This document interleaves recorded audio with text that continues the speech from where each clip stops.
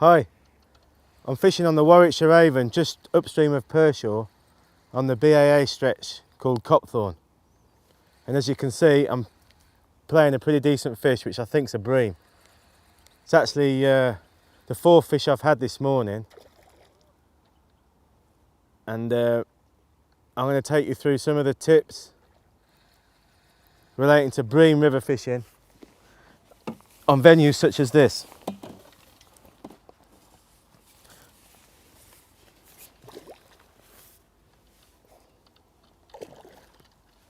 Wow, look at that.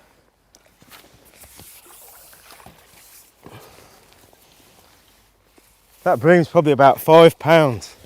It's an absolute monster.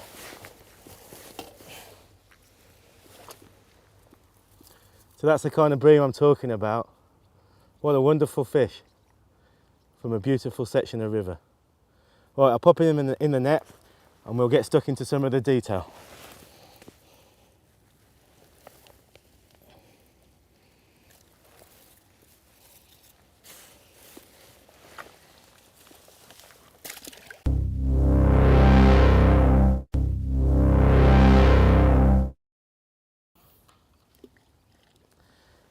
So I've selected this peg, which is in the meadow above the railway bridge at Cropthorne.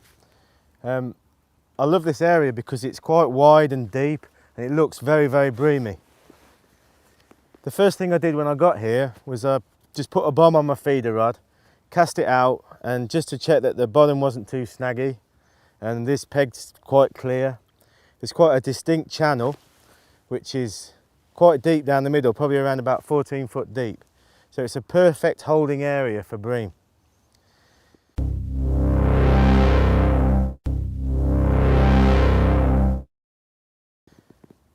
Once I checked the peg was okay for snags and I got the right depth, I clipped up my bomb and I'm basically fishing just past the middle. And at the start I put in 10 balls of ground bait loaded with casters and hemp. So I want to try and attract the bream in the area into the area where I'm fishing.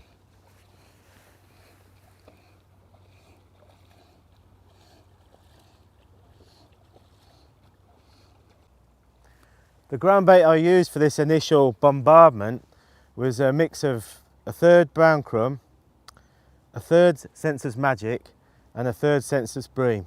So that's a fantastic mix for bream fishing. And I also like it because you can mix it quite stiff and get the ground bait out to where you want to feed, and also without it breaking up before it hits the bottom. So that feels like another bream, maybe not quite as big as the first one, but a nice one nevertheless. You can see how they really kick. They're powerful bream, river bream.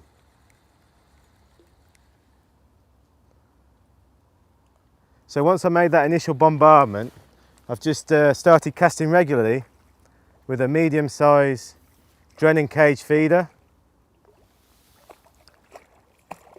There we go, that's a nice bream. Around about, I'd say £2.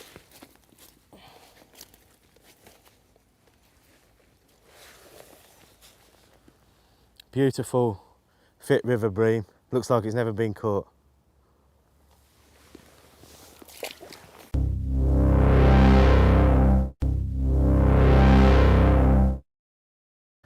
Okay, so let's have a look at the tackle I'm using today for this bream session on the Warwickshire Avon. The feeder that I'm using is an Agility 12-foot power feeder that I developed for Shakespeare. As the name suggests, it's a powerful rod that will cast feeders easily up to 4 ounce in weight, so that's 120 grams. But it's also got a nice forgiving action, which is really important when you're hooking and playing bream on a peg such as this.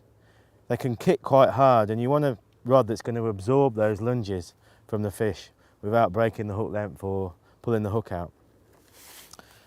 Moving on to the reel, this is also a new reel for Shakespeare.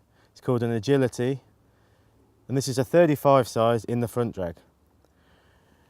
The reel comes with a double and a single handle. In this case you can see I'm using the double handle, and it comes with 2 aluminium spools. In this case I'm using the shallow match spool. And I've teamed that up with around about 100 metres of 5 pound trilene sensation feeder, which is a very nice, robust, traditional reel line, if you like, one that's going to take some hammer and prove very reliable. The diameter is around about 0.20 millimetres, which is more than enough for fishing on the river like this today. I'm only going to need to use light feeders. I'm not going to have to cast a long way. So I've gone for a 5 pound trilene sensation feeder. Moving on to the hook length, I've selected the Berkeley XWR in a diameter 0.14 millimetre, which gives me a good breaking strain around about 5 pounds. Obviously this is a high-tech line, it's clear, a very thin diameter for its breaking strain, so I like to use XWR for a lot of my match fishing and course fishing. The hook I'm using is a Drennan B560 and I've started in a size 14. You can see the bait I'm using is 2 bits of worm, 2 halves of worm, tipped off with a caster. So I can see that the size of the hook is pretty much masked by the 2 worms. The caster's just helping to keep the worms away from the point. I like to use quite a big hook whenever I can, so I might consider changing down to a size 12 and maybe putting 3 worms on or multiple baits. You don't want to pull out of the fish, you want a decent hook that's going to hook through the bait and enable you to pull the fish away with some confidence from the rest of the feeding fish.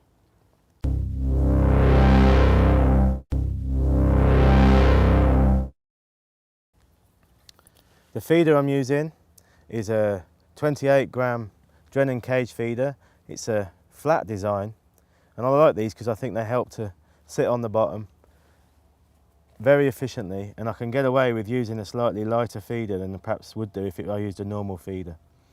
So that's the 25 gram medium Drennan feeder. And I've got it on a rig that I really like to use for a lot of my feeder fishing on rivers, which is a bolt rig. I use the feeder that's on a swivel running on top of a loop between 2 gripper stops. And it means that it's quite a positive rig, that the fish, when it picks up the bait, will hopefully hook itself and give me a good positive bite, so that I'm only picking up and bending into the fish when it's hooked rather than scaring off a fish if I'm striking at a line bite. So that's a very positive rig, but one that works well. And to enhance that, I'm using quite a short hook length to start with, around about 2 foot. Again, to enhance the bolt rig.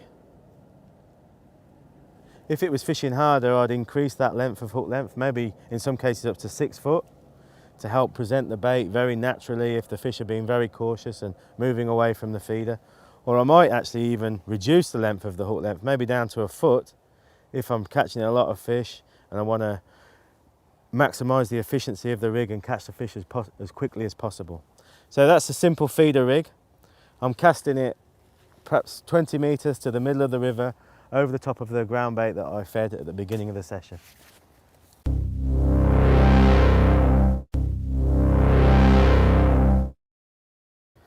Okay, so I'll show you how to make the feeder rig that I'm using today. First of all, you've got to put a gripper stop on the main line and push that up. Then I'll add the swivel. Okay, and then another gripper stop on the bottom.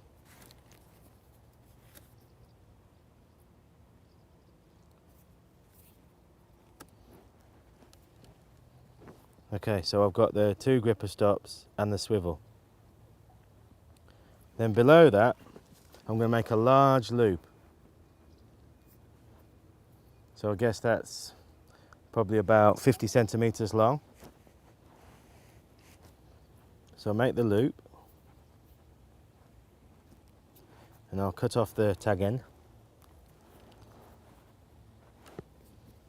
And the idea with this rig is that I'll make several loops below where the feeder is going to be situated to help produce a boom effect on that length of line. It helps to reduce the tangles by keeping the hook and hook length away from the feeder.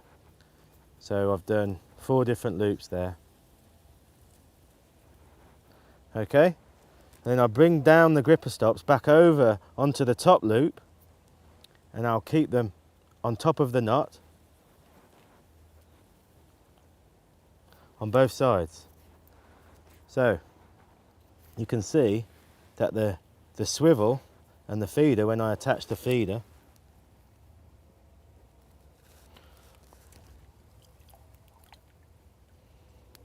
is running on top of that loop between the 2 gripper stops. So that's a very, very effective bolt method for feeder fishing on rivers. Now, if I felt that I was missing bites, I'd actually move the top gripper stop down to reduce the distance between the 2 gripper stops. It's something that you just need to experiment with when you're fishing, when you can actually fix the feeder completely by bringing them both together. And as you can see there, the actual loops will sit proud of the feeder, and I'll just attach my hook length to that bottom loop. So it's a simple rig, but one that's very, very effective, but also safe. Because rather than having the swivel incorporated into the loop, if I were to hook a big fish that snagged up, or if I cracked off the rig, this swivel can pull up and that gripper stop will keep going until it comes off the line. So the fish won't be tethered to the feeder. So there you go, that's my feeder rig.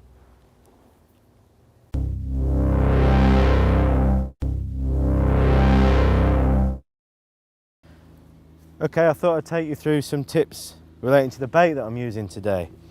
So I brought around about half a kilo of Dendrobina worms with me for using both on the hook and also for chopping up and feeding.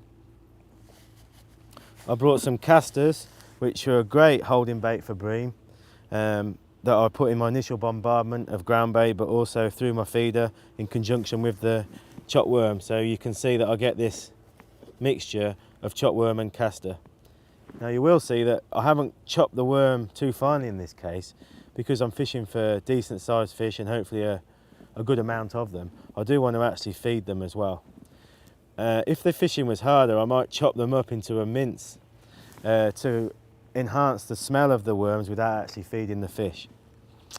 I always have some floating maggots with me. In this case I've got bronze with a few reds in. I can use those to tip off the worm, or I can use them on their own, 2 or 3 maggots on the hook. And I like to use floating maggots because I think the fact that they're more buoyant counterbalances the weight of the hook. So I think they behave much more naturally in the water. So this is the mix of ground bait that I'm actually putting through the feeder. It's a lovely, light, fluffy mix that's really attractive for bream, made up of a 1/3 brown crumb, a 1/3 magic, and a 1/3 census bream. And I've actually added a little bit of explosive feeder, which contains a lot of crushed hemp, just to help the mix break down even quicker through the cage feeder. You'll also notice that I've got some dampened microcarp pellets. I like to have these with me whenever I'm fishing on a river such as this. I think it just enhances the ground bait, and sometimes I'll actually just feed pellets, or I'll fish a mixture of ground bait and pellets with the other particles that I'm feeding. So just quickly to show you how I'll load the feeder, I'll load one end with some of the ground bait, then I'll scoop in the chopped worm and caster mix, plug it with a little bit more ground bait. So that means that I'm going to get all that nice chopped worm and caster, which is such a fantastic attractor for bream and most fish actually, down near the bottom. But the ground bait's going to open and disperse very quickly away from the feeder, so that I'm building the peg up gradually. I don't want to be reeling the feeder in and finding that I've got half the feed still in there, so I'm in danger of spreading the feed all over the river. I think that's an important point to mention about why I'm using a cage feeder. Again, a cage feeder will help to release the ground bait and its contents much quicker than a standard feeder with a plastic feeder with holes.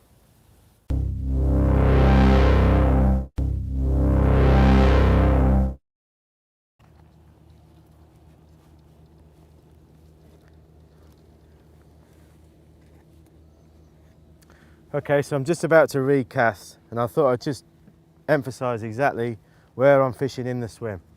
Basically, when I started, I threw the balls just down the middle, directly in front of me.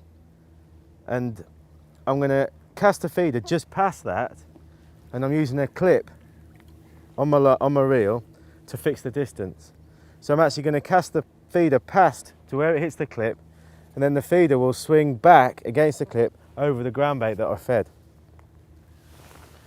So it's only a short cast, but I'll cast gently, stop the feeder on the clip, and then lower the feeder down to the bottom, and I know that I'm exactly the same spot every time. The other thing you'll notice is I did feather the feeder when it hit the water, and that's really important because it just reduces the impact of the feeder and the disturbance on the water. So it's nice just to be able to keep casting in the same spot, certainly to start with.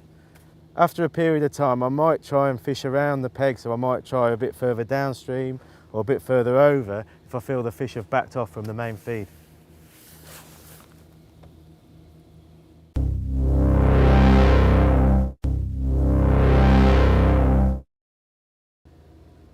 Another good tip to think about when you're feeder fishing on rivers is that I've actually got the rod rest angled up, so you can see that some of the line is actually off the water. Well, it's not so critical today because the river's not flowing too hard, but if it were, I'd actually have the rod higher up to keep more line off the water to reduce the drag on the line. If I kept the rod down like as if you were fishing on a still water, you'd have to use a lot more weight in the feeder to keep the feeder on the bottom. So today I've got the rod angled nicely so it's easy to see, and I've also got the rod rest positioned so that once I cast, like I showed you, and the line hits the clip, I can gently put the rod down and it's in a perfect position. Angled slightly downstream of me to enhance the bow, and also in a good position so I can see it easily. I'm not craning my neck up to see the rod if it's too high up. So for me, when the river's not flowing too hard, that's absolutely perfect position for my rod.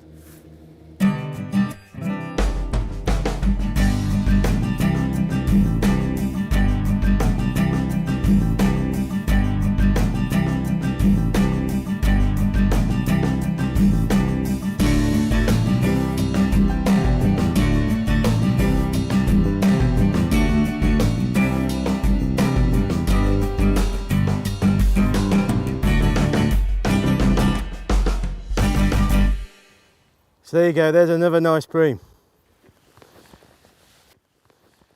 I've had a wonderful net of fish now, 5 or 6 big bream and 5 or 6 skimmers plus some perch. I've really enjoyed this session, bream fishing on the River Avon. As I mentioned at the start of the video, I've been fishing on the BAA stretch at Cropthorne on the Warwickshire Avon, just upstream of Pershore. We're going to put the details of the BAA club at the end of the video. And I think you'll agree that there's so many fantastic venues like this that are pretty much untouched now, and the BAA has a fantastic amount to go at. I hope you've enjoyed the video, I hope you've enjoyed the tips and find them useful. Thank you very much.